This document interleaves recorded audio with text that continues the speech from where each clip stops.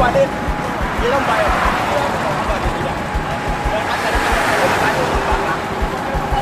na sani wallahi dan lahi gidan mutuwa ne zamu dan Allah dan annabi dan gauki dan ya ka da ka da asirin dan baka zuwa aka yi zan je imani zuwa dan girman ubangiji da baka yawa na gode yaro Allah ya yi albarka Allah ya maka albarka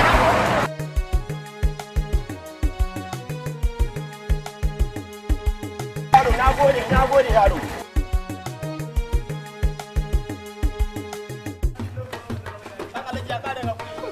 Allah ya ji kan alaji Allah ya ji kan alaji Allah ya ji kan alaji dan alaji ya kare hakuri kuma ai hakuri sai hakuri ni ba ya kare hakuri Allah ya ji kan alaji dan alaji ya hakuri kuma Allah ya ji kan alaji Allah ya ji kan alaji sai ya huta Allah sai ya huta ni zan wuce me taimakon me ya tafi amma da shi ya ce dole ne da mun yawa ya dubu daya ya ba da dubu to ka ta wani to ga wata wasu mu kutuban duba di ka ce me a jere sau da ba dubu